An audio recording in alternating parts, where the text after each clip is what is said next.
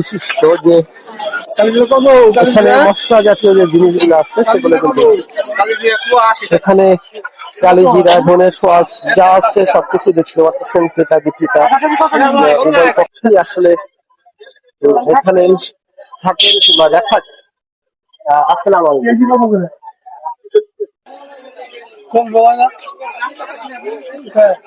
কালিজিরা 320 টাকা। আপনি কি মেলায় আসছেন এটা কেনার জন্য? মেলার ঐতিহ্য সম্বন্ধে একটু বলবেন। এটা আগে যে ছিল মেলার যে মানুষের বাংলার ঐতিহ্য, সাংস্কৃতিক সংস্কৃতি। আচ্ছা, এটা তো এখন তো আগের মতো না, এটা অনেকটা মিলে গেছে। আজকে তো বাজারই নাই, তো লোকজন নাই, দোকান আগের মতো নাই, তো আগের মতো নয়, অনেক কিছু পরিবর্তন হয়ে গেছে। তাছাড়া মানুষের ক্রাইসিস চলছে, তো যুদ্ধের কারণে ভাবে আসলে দেশটাও কেমন যুদ্ধের কারণে ক্রাইসিস চলছে, বাইরে চলে গেছে অনেক কিছু ব্যাপার।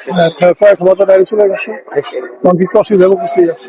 আচ্ছা দর্শক, যাক সামনে ঈদ যেহেতু আর রমজান মাস, আমি যথাসম্ভব চেষ্টা করি আপনাদের জিনিসগুলো আপনাদের সামনে তুলে নিয়ে আসার জন্য।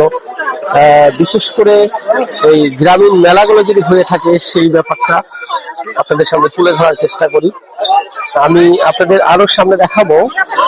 বিকাল নাগাদ আমি সকালে যখন এখানে আসলে ছিলাম, অবস্থান করতেছিলাম, সেখানে তখনকার মেলা আর এখন একটু প্রেক্ষাপটটা পরিবর্তন হয়েছে। তখন যদি বলি একদম লোক ছিলই না বলা চলে। আর যেটা বিন্নি খই, এই যে দেখতে পাচ্ছেন, এটা বাতাসা, এটা বিভিন্ন জেলাতে বিভিন্ন ভাবে এটাকে আসলে নামকরণ করা হয়। এটা বাতাসা, আর এটাই হলো মূল উপাদান বিন্নি খই।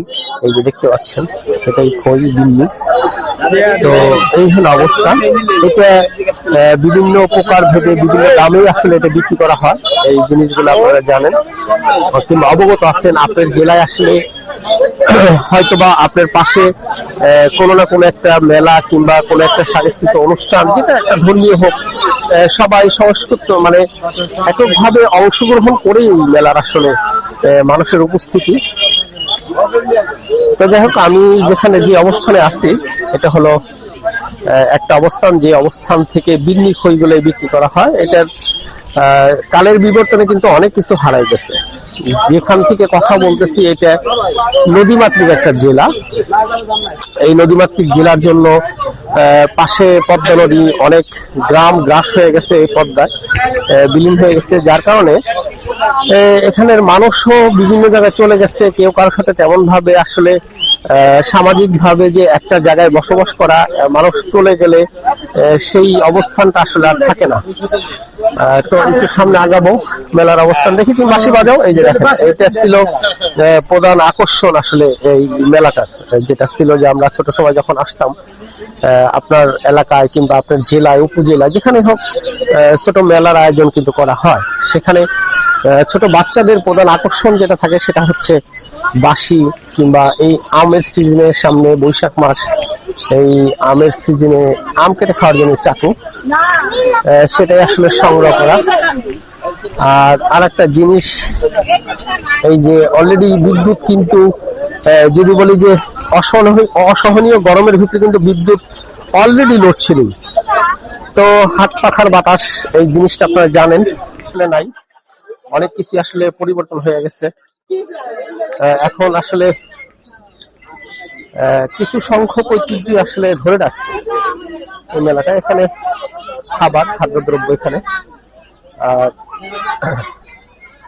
যার যতটুকু আসলে প্রয়োজন সে ওভাবে আসলে ক্রয় করছে। মেলার ঐতিহ্য সম্বন্ধে যদি জানতে হয়, তাহলে আপনার জানতে হবে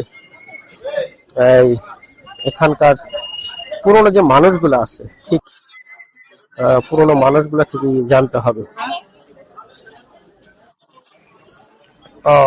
আসলে মাঠা বিক্রেতা যিনি, ওই মাঠা কিন্তু গরমের একটা বিশাল আরামযোগ্য খাবার, আমরা জানি। মাঠা বিক্রেতা যিনি, উনি খাবার খাচ্ছে। আমি ওনার সাথে কথা বলছি, ওনার প্রতিনিধি হিসেবে হয়তো বা উনি এখানে বসছে। আমি একটু জানবো, জানানোর চেষ্টা করবো। আচ্ছা, মাঠা কত করে গ্লাস বিক্রি করতেছেন? গ্লাস 20 টাকা। 20 টাকা গ্লাস। আর সাথে যে এই যে সাদা, এগুলা কি সাদা? ক্রিম। আচ্ছা, কি হয় আপনার? আচ্ছা আচ্ছা, একটু ঘুটা দিবেন একবারে, এই যেটা দিয়ে স্পেশালি একটু দিবেন।